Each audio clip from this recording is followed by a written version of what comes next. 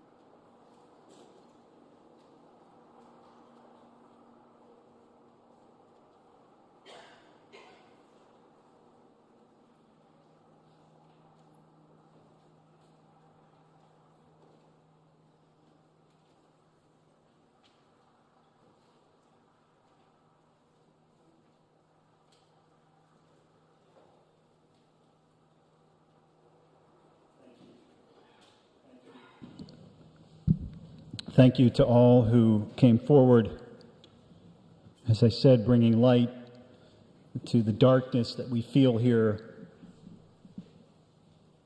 this evening.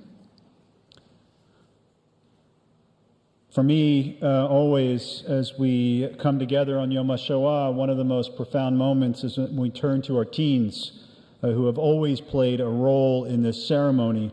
We talk about never again. We talk about the responsibility of generations remembering, and each of you who are here this evening will take part in that process. But your presence here, I think, is in some ways, your presence here is the most important this evening, to carry with you this obligation of remembering and of being moved to action as a result of our memory, which for our tradition is what the essence of memory is. We don't just remember for the sake of memory, we remember so that we may act and ensure that something like the Shoah will never happen again. So I want to invite the teens to come forward. I'll call you up. And we will also, I believe, you'll be sharing the story of Pauline's story, and we'll hear from Pauline's mother as well through a recording. So I'd like to invite first Zachary Lair and Abigail Silver to come forward.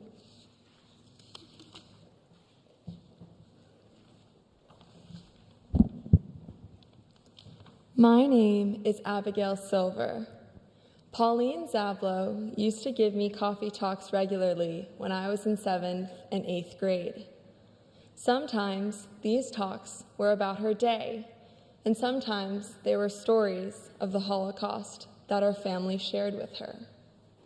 It's not about the history, it's about the memories. Both of Pauline's parents were survivors who came to America and got married after the war. Yiddish was the only language they spoke. When Pauline was a child, she did not hear fairy tales at bedtime, but rather her mother saying, Perl, ich darf dir sagen, Pauline, I have to tell you. And she told her the experiences in the Holocaust. When a young Pauline would say, please don't tell me, it hurts me, her mother would reply in Yiddish, I lived it, you need to hear it. My name is Zachary Lair. The following is a note from Pauline. Last month, while I was visiting the Holocaust Museum in D.C., I accidentally found this portion of my mom's testimony for the Spielberg Shoah Foundation that was recorded in 1994. I was broken when my parents passed, but it was a blessing that they didn't live to see the world today. My mother would start her stories with, Ich darf dir sagen, I have to tell you. Thank you for listening. I'd like to say something. God, please, God, give us a happy ending for the whole world. Let that start be ended, it would never be ended, but let it be easier for the people, for the whole world. It should be peace. We should have Israel. Like, even we love America, but we need Israel too. And God should be good, not to give any more war to nobody. We lost plenty in our lives. Everybody lost, not just that we are Jewish. There are all kind of people that lost. Everybody had tragedies. But we maybe did more than anybody else. We'll never forget it. But we have to learn how to go on with our lives, not to make our children nervous. We have plenty of nerves ourselves. So please, God, if I ever ask for anything, I'm asking for health and happiness, but I'm asking just the same thing, for peace in the world, and there shouldn't be another Hitler. Thank you very much. I really appreciate it. And I hope my message will give something to the world, that I accomplished something, not much. Maybe there's somebody gonna see it and say, I'm glad I saw it the way I'm glad I did it. Thank you very much to Hillary, cameraman, and everybody. Thank you. Thank you. Bye-bye.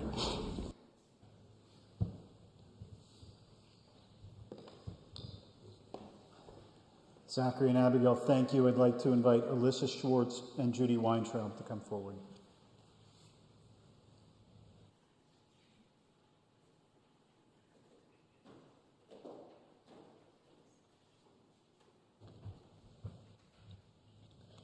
Hi, I'm Judy Weintraub. And my name is Alyssa Schwartz, and I am named after my great-grandfather, Aaron, who survived over 3 years in Auschwitz, along with my grandmother, Hilda. We went on the PAS teen trip to Berlin this February, where we learned about the Jewish experience in Berlin. Throughout the trip, we experienced a disconnect between the beautiful scenery and sights and the tragic, horrible things that had taken place there. We saw stumbling stones throughout our trip, which are stones embedded into the street, marking the last place where victims of the Holocaust lived. We found these stones impactful as they focused on one specific person or family who you could feel connected to as you were standing where they had stood for the last time as free people. These stones were designed to shine the more they were stepped on and to be looked at. This was a powerful contrast to how during the Holocaust, Jews were stood on and ignored. They are made to get anyone walking the street to stop and remember for at least 1 second of their day. We also saw the Memorial to the Murdered Jews of Europe. This is in the center of Berlin and only a few streets away from Hitler's bunker and the Reichstag, the German parliament, making it impossible to miss. It is composed of 2,711 stones of different heights. They were arranged in an organized grid pattern. However, while wandering through the slabs towering above our heads, we still felt lost and confused. 2,711 is a random number that the artist chose because they believed there were already enough numbers about the Holocaust. One of the most impactful sites we visited was Tract 17, the main deportation center for Berlin Jews during the Holocaust, located outside the city center. This was so that Berliners wouldn't see the deportation of Jews. 186 deportation trains left from this station from 1941 to 1945, transporting more than 50,000 Jewish Berliners to concentration camps. The tracks are now overgrown with nature and cut off with trees on either side, meaning no train can ever go along these tracks again. On the train platform, there are 186 metal grates. Each grate represented one deportation train and included the date, destination, and number of people deported. We were struck by the significance of standing on the same platform that these 50,000 people had all stood on, either unaware of what was to become of them or already knowing their fate. We slowly walked along each side of the platform, reading every grate, finding dates and places very familiar to us all. We placed stones and said the mourner's Kaddish, both together with Ariel and with the entire group. We were able to easily board a bus back to the city with water and our friends, whereas 50,000 Berliners were not able to drive back down the same road and were instead sent to their deaths. We are grateful to have had this experience. It was impactful for us to be able to stand where so many victims of the Holocaust did. Thank you. Alyssa and Judy, thank you. I'd like to invite Ava Bales, Lila Bales, and Gavin Markowitz to come forward.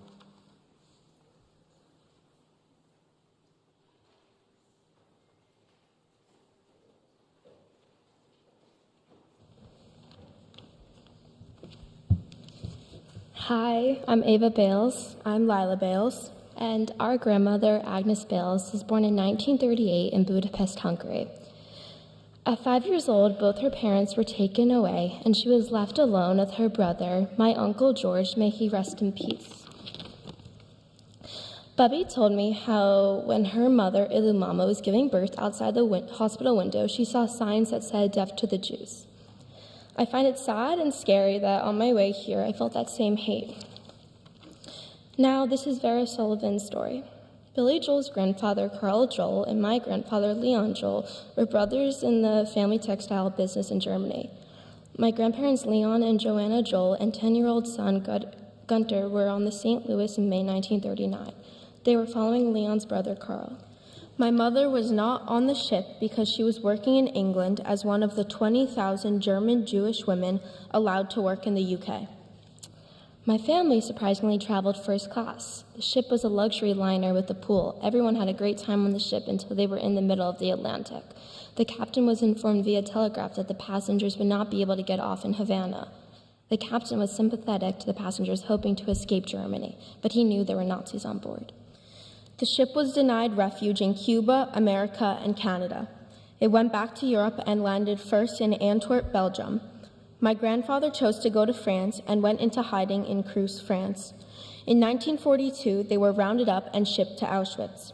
Gunter lived with his cousin Irene Joel in Nice and in OSC orphanages in France and Switzerland until his uncle sponsored his entrance into the U.S. in 1947. Gunter served in the Korean War, got an engineering degree from Cooper Union and MBA from Baruch College, and died at 80 in 2009. Hi, my name is Gavin Markowitz, and my great-grandfather was from south of Lodz in Poland, and he survived Auschwitz. And this is the story of Henry Salmon. My grandfather, Paul Salmon, was rounded up on Kristallnacht and taken to Dachau. He was released and told to leave Germany because he was a visitor. He had a visitor's visa for the U.S. He went to Cuba and hoped to bring his wife and children to Cuba while they waited for their quota for their quota to live in the U.S. My grandmother, father, and aunt got on the St. Louis to wait with him in Cuba. The Cubans did not allow the St. Louis passengers to disembark. On June 4th, my father celebrated his 15th birthday on the ship, seeing the lights of Miami in the distance. No one wanted the Jews. On June 7th, the ship set sail back to Germany. Passengers were certain of their death camps when they arrived. Through miraculous negotiations by the passenger committee and several Jewish agencies, 4 countries agreed to take portions of the refugees. My family disembarked in Belgium and was able to go to the United States on the Westerland just a few weeks before the German occupation. My father was drafted into the U.S. Army immediately after graduating from high school in the U.S. and became a U.S. citizen while in basic training. He was a private, fighting on the front lines until they realized he spoke German. He became a front lines interrogator, so he was the first one to question Nazi prisoners.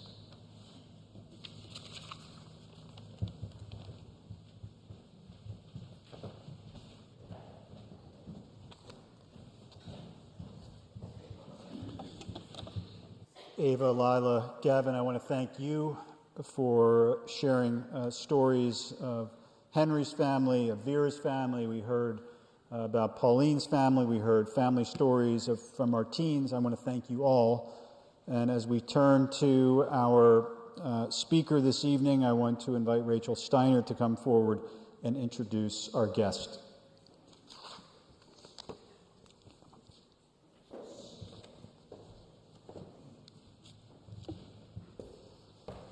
Scott Miller was a founding staff member at the United States Holocaust Memorial Museum, where he worked for 30 years to help fulfill the museum's mission of rescuing the evidence of the Holocaust. He served as director of the Benjamin and Vladka Mead Registry of Holocaust Survivors, as well as the director of curatorial affairs, overseeing the museum's archival, artifact, photo, film, music, and oral history collections.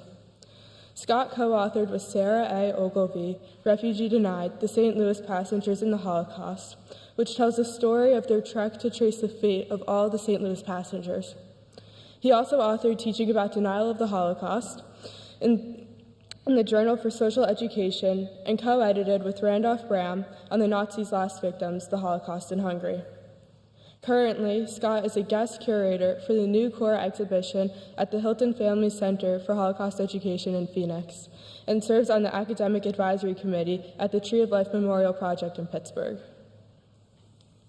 Thank you, Rachel. Scott, I want to welcome you. We've been friends we've known each other a long time. Yes, we have. Can you hear me? I'm on? You're on. Okay. And it's a great privilege to welcome you to Park Avenue Synagogue. You said something, we had a call this week, and you said something that I think really sets the tone for our conversation here this evening.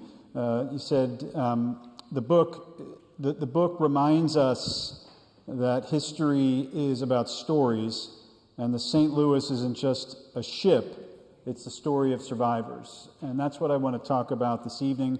I think that Gavin may have just mentioned the story, somebody recounting about the sort of the refugees on the St. Louis. It's this gut-wrenching image of standing on the deck of the ship and seeing the lights of Miami, or even seeing the cars and the buildings, and they're so close with the lights illuminating the night sky. And the St. Louis is this enduring story for the Jewish people. It highlights the dangers of powerlessness and the need for a home. And I would love for you to start us off this evening. I think people may know some of the known points of this story of the St. Louis, but tell us about the St. Louis before we dig into the passengers and the work you did. I'd love to know the sort of big picture of what happened here. Right, absolutely. And first of all, it's an honor to be at Park Avenue Synagogue in these last hour of Yom Hashoah. I thank Rabbi Zuckerman for inviting me, and I'm honored to be in the presence. Also, I know there's some Holocaust survivors and many descendants of Holocaust survivors who are here this evening, and especially Dr. Harvey Moser, who's a survivor of the St. Louis, and many descendants of St. Louis passengers that I'll be speaking about this evening. My heart is warmed by all the young high school students who are here, and it's for them that I'm telling this story, because I do think many people above a certain age know the story of the St. Louis, but younger people might not, and it's almost unbelievable. A ship, I'm starting sort of with the punchline of the story, a ship carrying over 900 Jewish refugees fleeing Nazi Germany for their lives in May 1939, was turned away first by the Cubans at the port of Havana, though most of the passengers actually had transit visas or landing permits to be legally in Cuba. They were turned away from Cuba, and then after sailing to the coast of Miami Beach, and I'm told that it's actually, they were right across from the area that's South Beach, Miami Beach. They were so close to the shores of Miami Beach, so tantalizingly close that they could see the palm trees and the sand and people having fun. The ship was denied entry and sent back to Europe.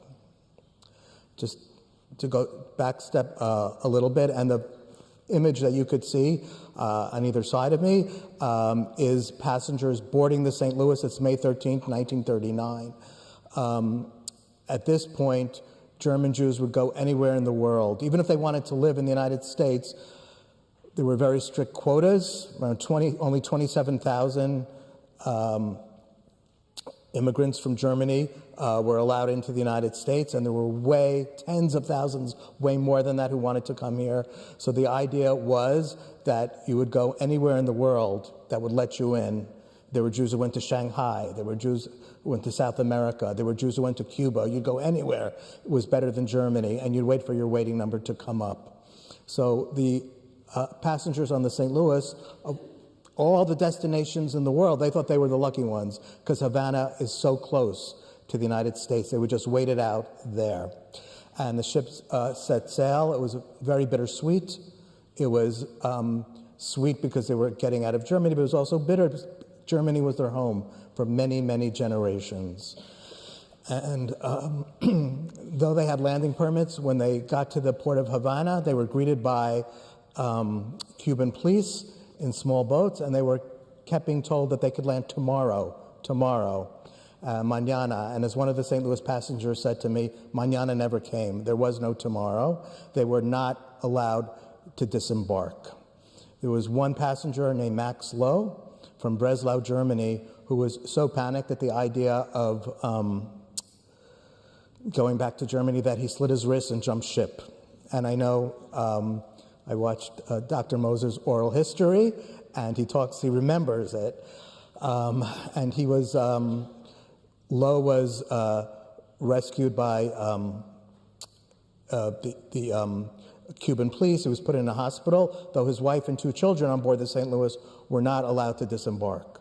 In any case, the Cubans denied entry. There was a corrupt Cuban consular official who was selling these landing permits, making a lot of money for himself. There was also growing anti-Semitic, pro-fascist, xenophobic sentiment in Cuba, and the ship was denied entry. Again, the captain took the passengers to Miami Beach, believing that America, the country of the Statue of Liberty, would let them in. But not just based on that, based also on the technicality that the passengers actually had waiting numbers to get into the United States. Almost all of them actually had a waiting number. So they weren't even, what we call today boat people.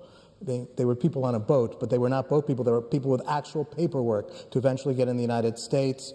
And there were telegrams sent to President Roosevelt and to Eleanor Roosevelt that went unanswered. The State Department, though, did answer with a telegram that said the passengers would have to wait their turn and leave American shores. And the ship sailed slowly back to Europe. The captain did everything in his power to try to help the passengers. And I should add that his name was Gustav Schroeder.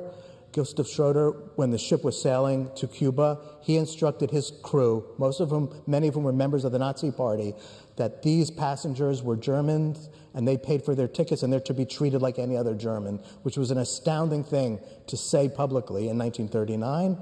And he even set up a makeshift synagogue on the ship, and it was in the sort of like the party room, and they removed the portrait of Hitler every Friday afternoon for services.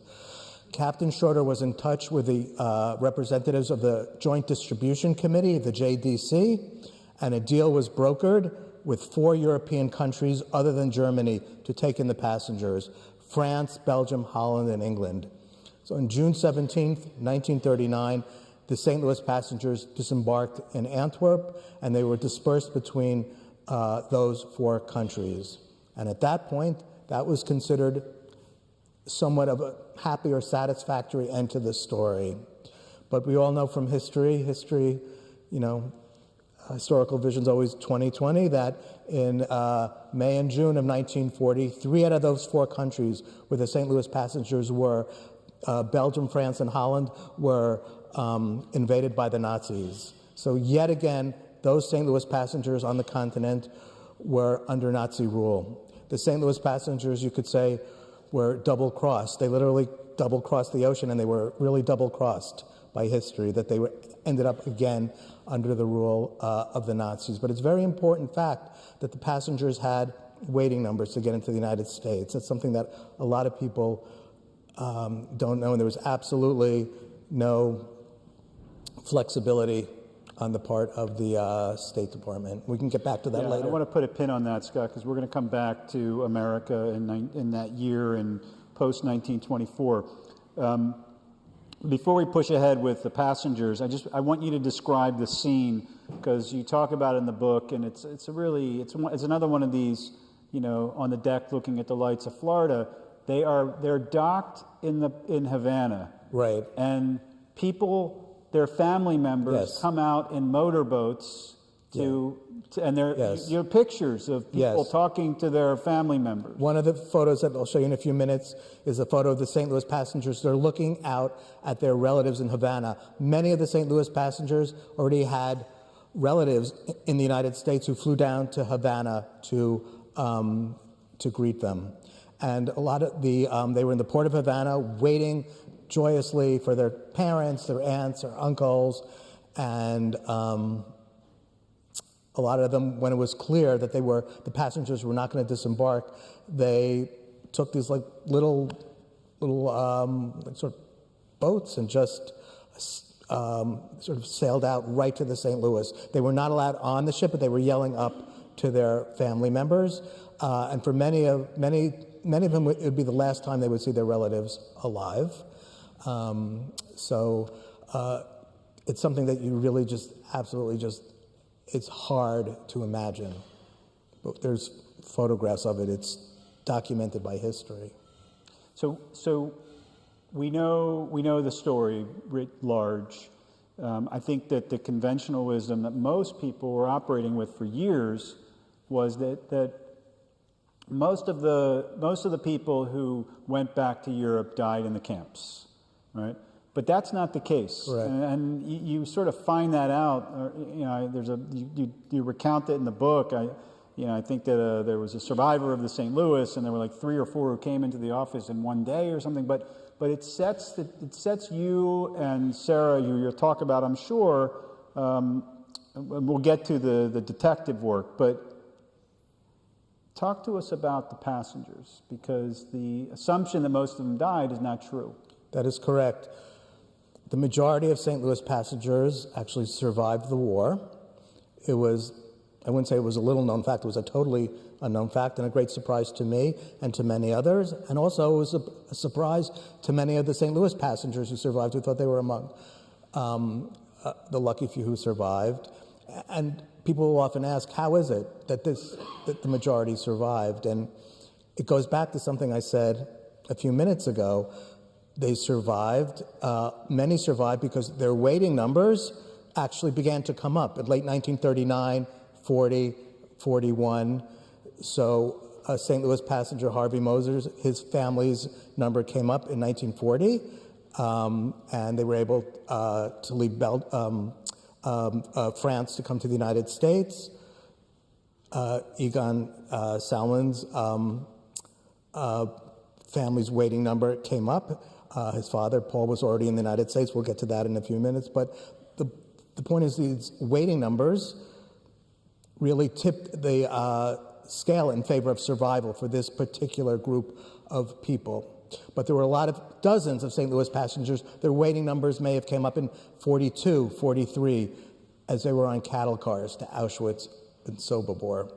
So the fact that the majority of passengers survived, mainly because of these waiting numbers, doesn't make the story a happy ending. In fact, sometimes it makes me more bitter, because there was a potential, this could have been a great rescue story, and yet 254 of the passengers died. Mostly were killed in Auschwitz and Sobibor. So can we talk a little more in detail now about some of the passengers? Absolutely.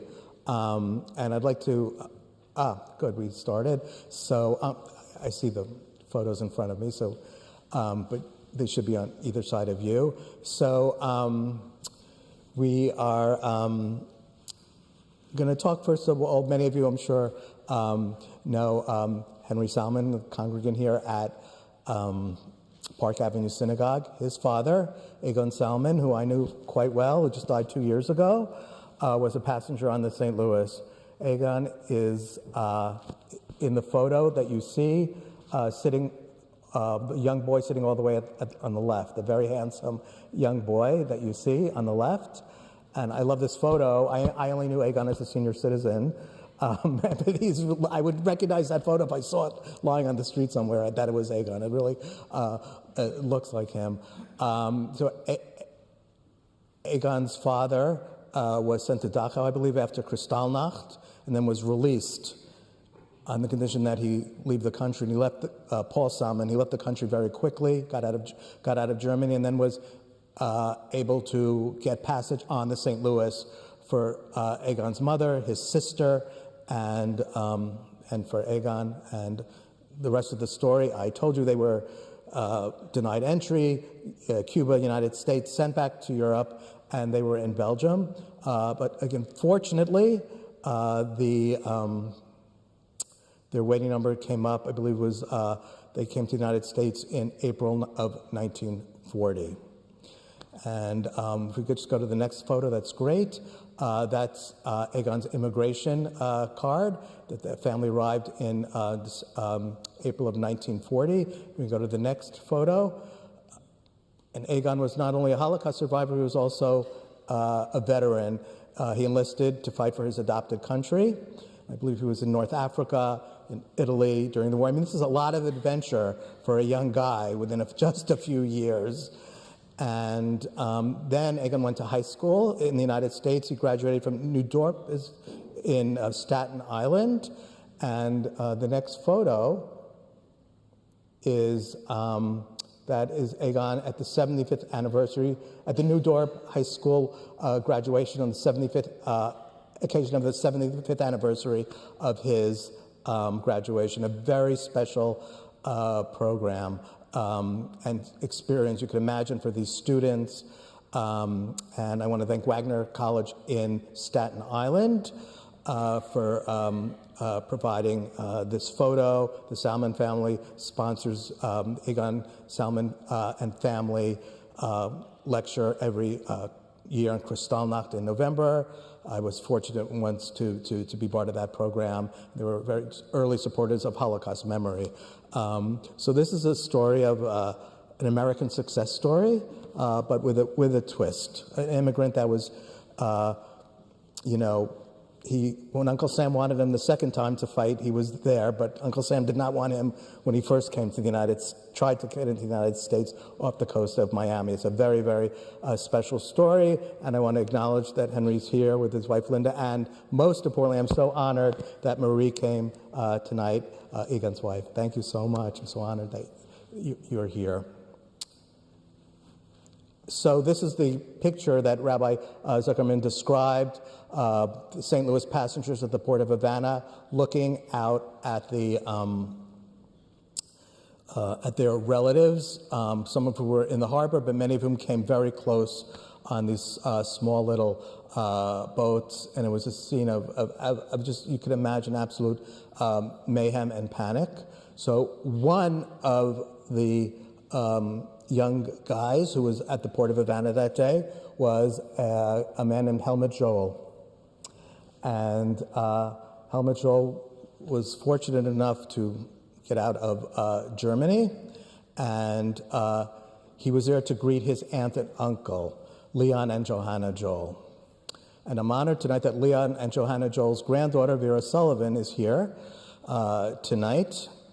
And I will also mention, it's a little, I guess, called family trivia, that Helmut Joel's son, you all heard of Vera for sure, but you may have heard of his son. His first name is Billy Joel, as in Billy Joel. So that's a very, you may know that Billy Joel has a very strong family Holocaust connection. And that's it, that his father was able to get out of Germany, and that his great aunt and uncle were on the St. Louis. The Joels, they were on with their young 11-year-old son, Gunter. They had to go back to Europe. They settled in France, or they were sent to France, and Leon and Johanna were in the Gurs camp, and then they were in the Drancy transit camp. They were deported to Auschwitz on September 9th, 1942, on Convoy 28. They arrived in Auschwitz a few days later and were gassed upon arrival. But their son, Gunter, survived. He was put in children's homes sponsored by the OZE, which was a French Jewish children's educational organization, and he survived the war. In 1944, he was able to escape into Switzerland. But Switzerland did accept 30,000 Jews escaping from France during the war, but they also turned back 30,000. It's a very mixed record, but Gunter was one of the fortunate passengers, and the pictures that you see, the woman all the way on the left is Vera's grandmother, Johanna Joel. This was taken, the man that you see there with the mustache is Morris Troper, who is from the Joint Distribution Committee. He came on board the ship in Antwerp when it was clear that the Joint Distribution Committee was rescuing the passengers. And you could see, I don't know if you could see it, but you could see there's a circle around her, so you could see who she is. This might have been the last photo that we know of her. And the next photo is a very iconic photo of the children on board the St. Louis. And toward the left, you could see the circle that is Gunter Joel with the glasses and the hair combed over to the side, who is Vera's uncle. He's the son of Leon and Johanna Joel.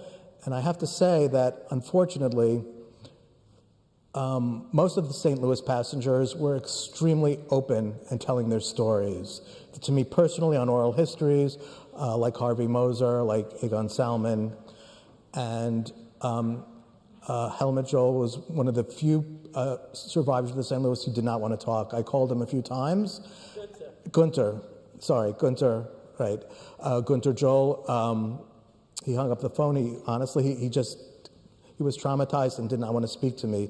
So I'm very grateful to Vera, who did all this family research, because without Vera, I wouldn't know, the world wouldn't know so many of these facts, who put it together, because the one living link, Gunter just, would not speak. So we'll go to the next picture, which is the last picture. That group of boys, so all the way on the left, standing, is Harvey Moser's brother, Eugene. Harvey was on the St. Louis with his brother, Eugene.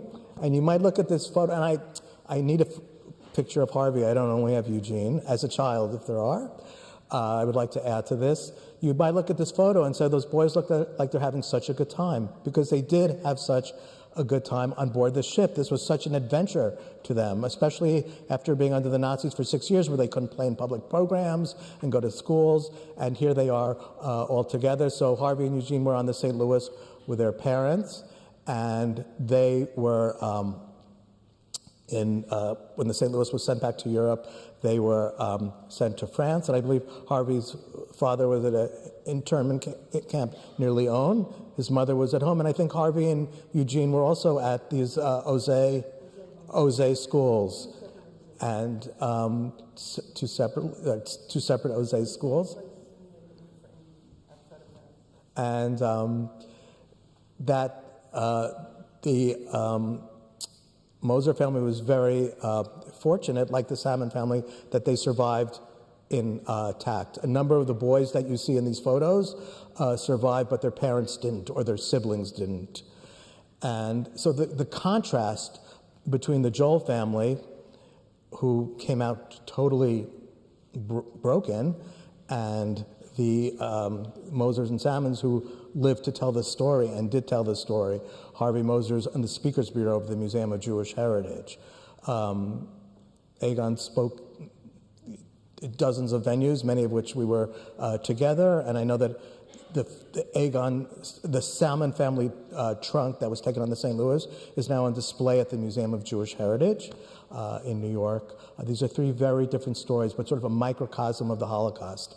None of these stories should have happened, because you should have been settled in Havana and then the United States, and it didn't happen. So there was quite a detour with some tragic results for some of the families. It's extraordinary, and I think we talked about this when you came in, the number of families at Park Avenue who are connected. This week, Andy, where are you? Andy? Marcus? Andy, okay. So this week I got an email from Andy's wife, Judy, who had seen this program and informing me that Andy's aunt was on the St. Louis. I mentioned this to you, Ilsa Marcus. There's actually a whole chapter, Andy, in this book about your aunt. I don't know if you know that, right? But I want to read, because we've heard a few of the stories from our members of our community, and I want to make sure that we highlight Ilsa a little here. Another different story than some of you described. Of the voyage itself, and I'm reading, Scott, from the book, Ilsa says, little she remembers her husband's brother approaching the St. Louis and Havana, the harbor, on a small boat he had rented, shouting and waving. She remembers the short, unhappy cruise from Havana to Miami, and then the utter dejection that followed. As the ship sailed away from the coast of Florida, Ilsa turned to Kurt and exclaimed, simple cruelty.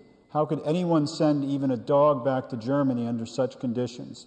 Today, so many decades later, and I sort of contrast this to Henry, your father, serving right in the armed forces, that story that you described, she turns to her visitors and declares, at that moment, we met the cruel face of America. Ilsa never remarried. Now an old woman, she sits in the chair by her window, confronting the ghosts with whom she lives, wrestling with the past, and wondering what she or the world could have done differently to save her loved ones. I see my mother walking to the gas chamber, she says. I see her legs moving slowly, but most of all I see her face, her silent face.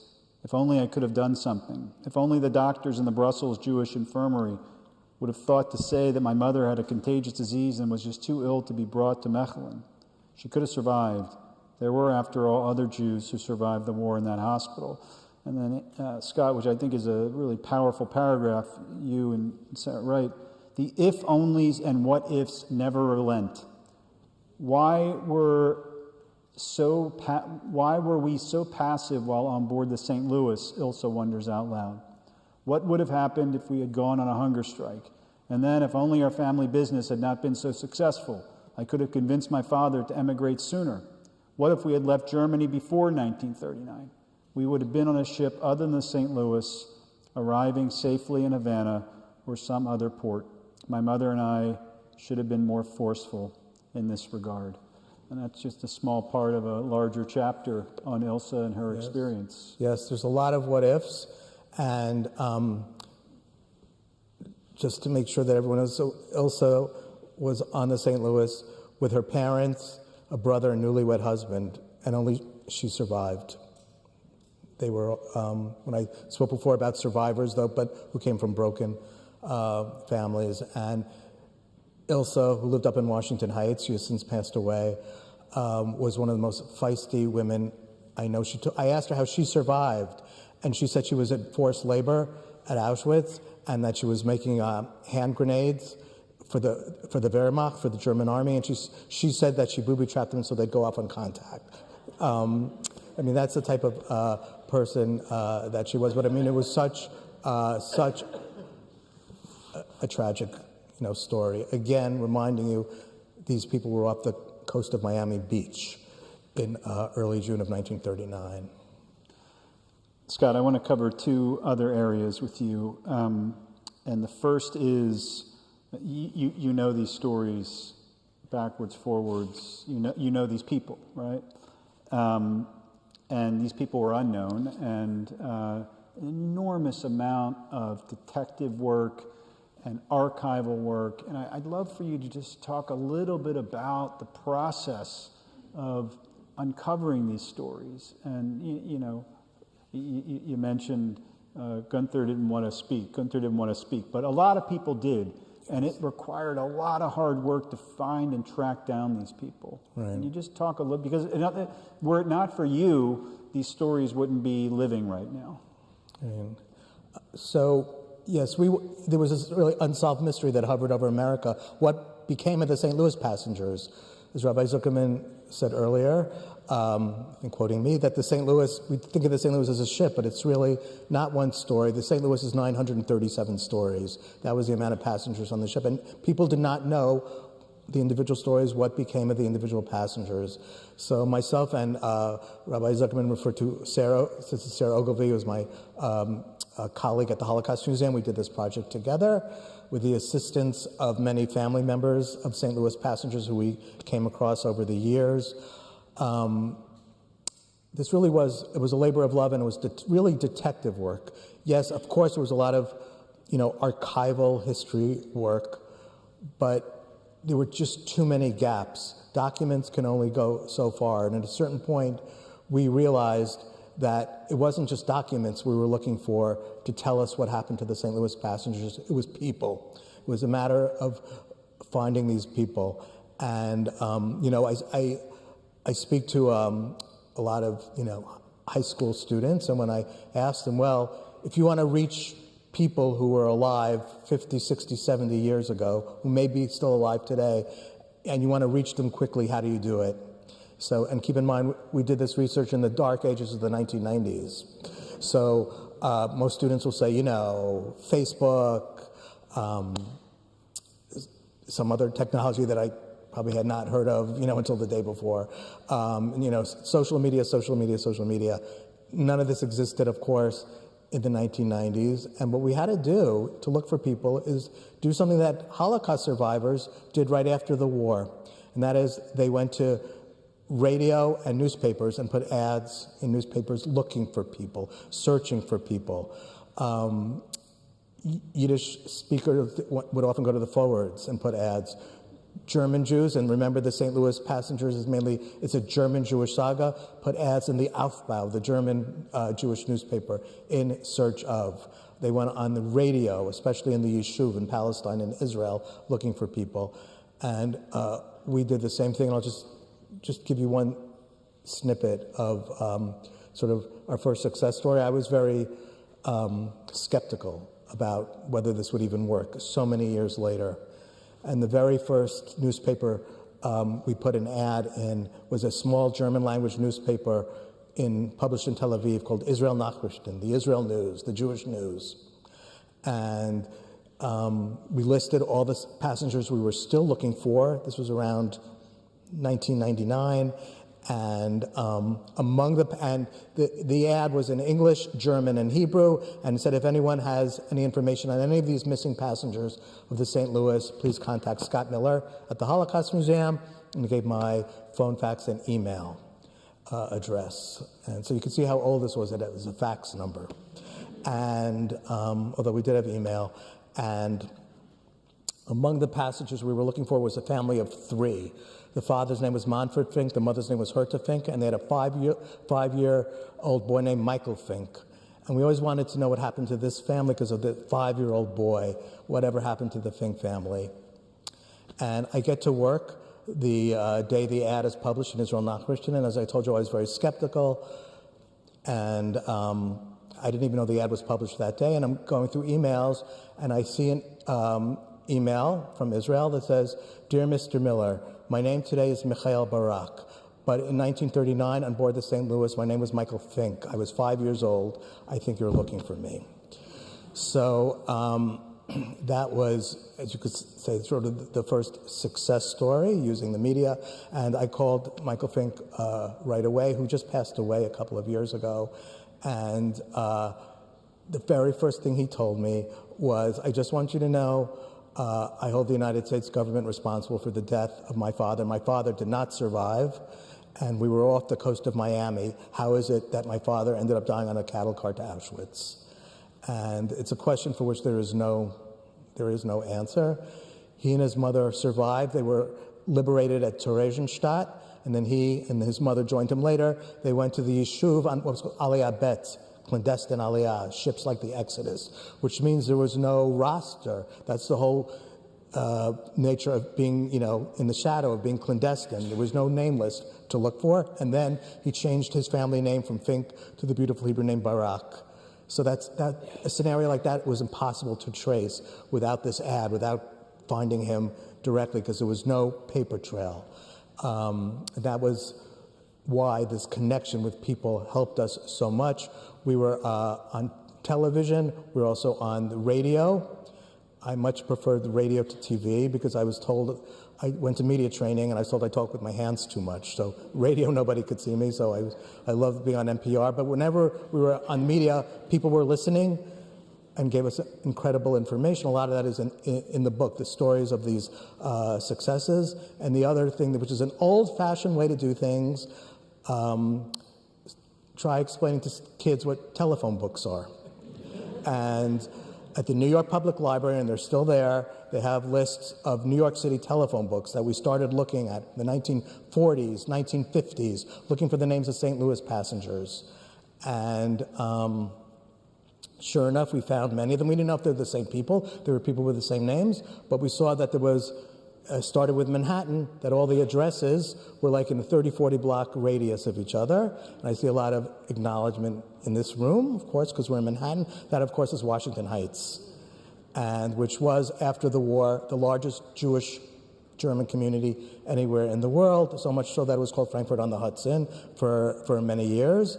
And again, described in great detail in the book, but I went up to Washington Heights, and again, this was around 1998, and there was still a remnant. I mean, there still is today a remnant, but then there was a larger remnant of the original German Jewish community, and through the synagogues in Washington Heights and through Self-Help, which is a social service agency for Holocaust survivors, we were able to discover the fate of dozens of survivors, some who were still alive living in Washington Heights. And we would never have done this without this sort of old-fashioned detective work looking for the actual people who could fill in the blanks. And then there was one St. Louis passenger who we thought died at Auschwitz because we found no evidence to the contrary. And then I was at the cemetery in Paramus, Bethel, Cedar Park in Paramus, and I saw the grave of Benno Joseph, with the same date of birth as the Benno Joseph who was on the St. Louis, who was sent to Auschwitz. Is that a random you were just there randomly? Or? I was randomly actually taking photographs. It's a very good question. I was taking photographs of graves of St. Louis passengers as a form of documentation. I was told by people, I know this person came to Washington Heights, settled here, died, and they're buried at the cemetery in Paramus, which is a very big presence for German Jews, and there's a memorial there from the Aufbau. So I was just going there to take pictures of the graves, and I literally stumbled upon this grave of Benno Joseph, and the cemetery then put me in touch with a woman who was his stepdaughter, and told me that Benno, she said I said, how did he survive Auschwitz? And she said, he escaped. And, you know, there are a lot of, Benno wasn't there to confirm that story. And she said, oh, my mother, who was the second Mrs. Joseph, who he met in Washington Heights after the war, she's 100 years old and is alive, but I don't know if I really want to ask her. I said, no, don't bring that up. But the fact is that he did survive the war. So it was that type of detective work, which is really looking for people, preferably alive, not at the cemetery, that were able just to fill in the blanks. And after about a decade, we were able to trace the fate of all 937 passengers. That's why we know that 254... Don't applaud me, applaud the St. Louis passenger and their families who are here, because they helped me so much in filling, in providing information about what happened to them and other passengers that they knew. It's a story about people. Yeah. You mentioned, I think one of the first things you said was, not only did you not know that there were, not only did the public not know there were survivors, but the survivors themselves didn't know. And as a result of this book, is there any networking now? Is there any, is there a sense of, we have this community of survivors? Yes, there were a number of gatherings of the St. Louis passengers, and it was about 15 years ago at the State Department. I remember, I think, Harvey, I saw you there. In 1989 in Florida. Yes, and there were a few reunions in Florida also, but I remember most clearly at the State Department, there was an apology, an acknowledgement and apology from the State Department for what happened. So a group of and it was all the invitees were, except for me, were St. Louis passengers. And yes, a community, I think there were a number, especially were young children, 5, 6, 7 at the time, found each other. And like that picture right there of the boys, a lot of them found each other. I know most of them. Some of them, one of them, Hans Fischer, who is the top row on the right, is still alive. In fact, he just moved to Washington, where I live. I saw him in the synagogue a few weeks ago. And so, yes, there's been a lot of correspondence for some passengers. For some, it's too painful. You can imagine the trauma also as well. So we might have a few minutes for questions, but the last question I want to ask you, and then we're going to turn to memorial. You mentioned Mr. Fink, now Mr. Barak, who said something, I'm paraphrasing, that he holds America responsible for the death of his father. And you mentioned something about unanswerable questions. But let's talk about America for a few minutes, because many of us have seen the Ken Burns Holocaust in America documentary. And, I'm thinking about the people looking into Florida from the ship and wondering what the Americans who might have known about this ship parked off the coast knew about the Holocaust. And so what were, if you could spell out a little bit some of the considerations of the government, you address some options that Roosevelt might have had. Right. What was going on in America right. That this ship, and it's also not self-evident that ship should have, right? I mean, there were people who were ahead of them, and the numbers there are all kinds of things, right? Right. But what was happening in America that this story might have played out differently, or could have played out differently, or there's no chance it would have played out differently? Right, it's a very important question. As just a general rule from the 1933 to 1945, rescue certainly was not a priority of the American government. That's not to say that there weren't any rescue initiatives. There was the War Refugee Board in 1944, albeit by 1944, 90% of the Jews who were killed in the Holocaust were already killed. And there was a lot of sympathy for refugees, but rescue was never a priority. Now, 1939, I mentioned earlier that the St. Louis off the coast of Miami Beach, most of the passengers had waiting numbers to get into the United States. So yes, the question is, couldn't President Roosevelt issued some type of executive order to let in the passengers? And the answer, I would say in the best of Jewish tradition, is yes and no. Yes, he could have done that, but to try to look at the context. Remember, history is not just text, it's also context. What was going on in America at that time?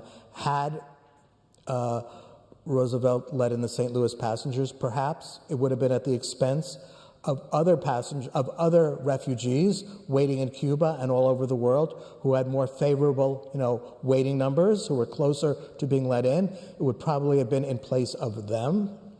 That's number one. Number two, there was an extremely powerful anti-immigrant lobby in the United States. A lot of that, or most of that, was based on nativism, xenophobia, anti-Semitism. In fact, the very quota system of the United States was based on national origin or racial origin. It was from 1924, the Johnson Act, which favored immigrants from Northern Europe and Scandinavian countries, and worked against Southern Europeans and Eastern Europeans, Jews and Catholics alike.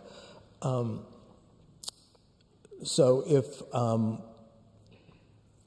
that would have been a very extraordinarily unpopular move, I think, for President Roosevelt, given the anti-immigrant sentiment in the United States, to, especially in 1939, 1939 ends with a 9. That means the next year ends with a 0. It's an election year. Would have been extraordinarily unpopular. You're not elected president 4 times from being a bad politician. You were a very good politician.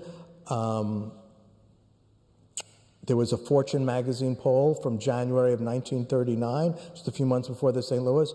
It was 83%. That's very high. It's not like 52%. 83% of Americans opposed any type of lessening of the very strict, severe immigration quota.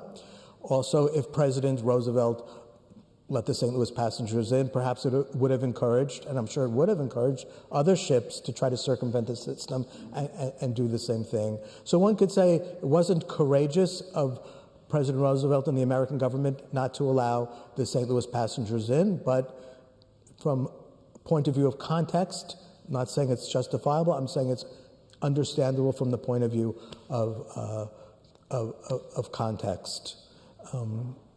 This was a very different, notwithstanding what's happening not so far from here, it's a very different America than it is now in terms of the public acceptability of anti-Semitism and xenophobia. And that really determined, to a large degree, American refugee policy, and America was in the throes of a Great Depression as well. And immigrants, under any circumstance, are seen as competition for jobs. Although I have to say this particular group of refugees on the St. Louis was an extraordinarily accomplished group of people. I have to say that would have only enhanced this country. So you opened up the door a little bit to the present just a moment ago. You got teens here, people, right? A bunch of teens sprinkled throughout the sanctuary. Maybe in wrapping up, you can sort of think out loud a little bit about why this story is important for us to know today. Yes. That's a wonderful question. The St. Louis story is particularly relevant today, and I wish it wasn't so relevant. I wish it was just an interesting and very sad and unfortunate chapter in history. It's relevant. First of all, there are refugee crises, and this is not particularly or only a Jewish story, but there are refugee crises around the world today, and I would hope that Jews would be compassionate to refugees wherever they are, because many people in this room are the descendants of, we're all the descendants of immigrants, I think, in this room, and mostly of immigrants who are refugees. And the immigration crisis around the world, even the southern border of the United States, have only grown in the last decade. And also, again, as I said, that this lethal combination of xenophobia and anti-Semitism were one of the factors in preventing the St. Louis from coming into the United States. Just in 2018, at the Tree of Life shooting in Pittsburgh, if you watched the trial, the perpetrator, the killer, the shooter, he chose that synagogue, not just because it was a synagogue. It was in a neighborhood in Pittsburgh, which there are dozens of synagogues. He chose that synagogue because it was also sort of a distribution center for HIAS, the Hebrew Immigrant Aid Society, which helped so many St. Louis passengers when they came to the United States. It's where HIAS provided materials, clothing, and other necessities for immigrants. So this lethal combination of anti-Semitism and xenophobia, it's less than it was in the 1930s, but it has not gone away, and it's had some very violent effects, like in Tree of Life. And that's something, even for the younger people, that's only 5 years ago. I think everyone in the room knows what happened at Tree of Life. But again, that combination of anti-Semitism and xenophobia, which was what was at play in 1939 in denying the St. Louis entry. And I also, I don't know, I'll say it's concluding, but I don't know if there are questions, but I think of the St. Louis passengers, as Rabbi Zuckerman said, those who survived, I knew most of them, or I know their family members. I think of them all the time. I think of them when I see the Statue of Liberty. My grandparents came from Eastern Europe in around 1900. That's the first thing that they saw. So for me, it's always emotional to see the Statue of Liberty. I think of the St. Louis passengers whenever I drive over the George Washington Bridge into New York City and into Washington Heights, and think of them as this community of refugees. And I think most importantly of the St. Louis passengers whenever I go to Israel, which is around 3 or 4 times a year, when I land at Ben Gurion Airport, and I said, if only this was here, if only this was here in 1939, and how important it is to have just one Jewish state in the world where no immigration official can say there are too many Jews in this country, which is sadly what happened here at the time period of the St. Louis. Amen.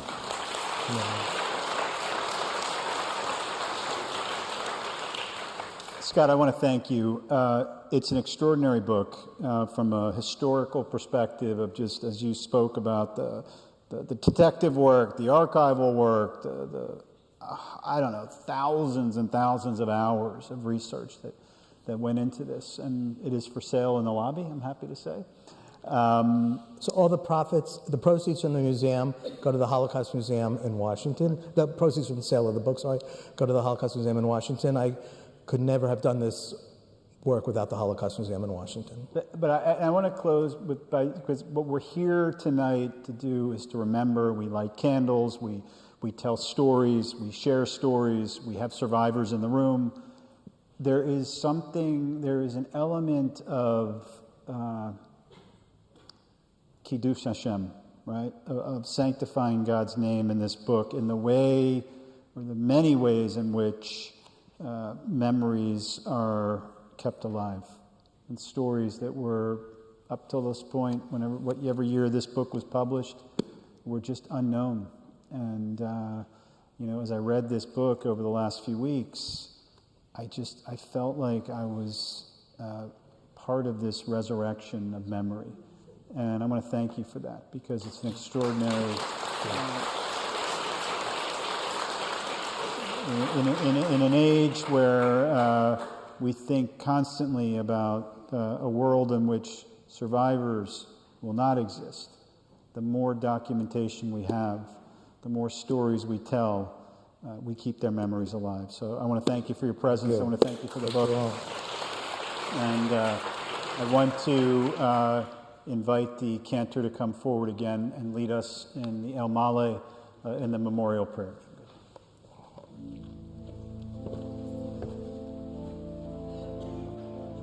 Please rise, in body or spirit.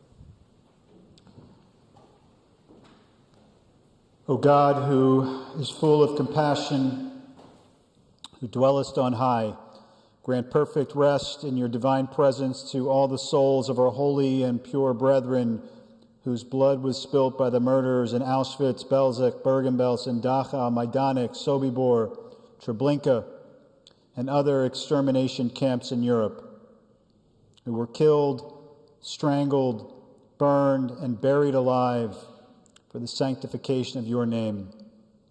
For those souls we now pray, may their resting place be in the Garden of Eden. May the Master of Mercy shelter them in the shadow of his wings for eternity. May he bind their souls in the bond of life. God is their heritage, and may they repose in peace in their resting places. And let us say, Amen. We'll conclude with Kaddish Yatom, Mourner's Kaddish, in memory of the 6 million. Yitgadal ve'yitgadash Shemei Rabbah, ve'alma divrach irutei, ve'amlich malchutei, b'chayechon uv'yomechon uv'chayei dechol Beit Yisrael, b'agala uv'izman kari v'yimaru Amen. Yehi Shmei Rabbah mevorach le'olam le'omei Yitbarach v'yishtabach v'yitpa'ar v'yitromam v'yitnaseh v'yitadar v'yitaleh v'yitalal shmei dekudesha b'rechu le'ela min kol birchata v'shirata tushbechata v'nechemata damiran be'alma v'yimaru Amen. Yehi shlama rabba min shemaya v'chaim aleinu v'al kol Yisrael v'yimaru Amen. Oseh shalom b'mromav, hu ya'aseh shalom, aleinu v'al kol Yisrael v'imru Amen. Friends, the sacred obligation of memory continues. I want to thank Scott for being here, for sharing your wisdom and your book. As I said, you'll be in the lobby signing books. I want to thank Mara and her team for putting this together, making sure it was a well-run, beautifully executed ceremony, and to our teens who are here sharing stories. Your presence is valued in ways that you can't even imagine, and I want to thank you for being here, and I want to wish everyone a good evening. Am Yisrael Chai.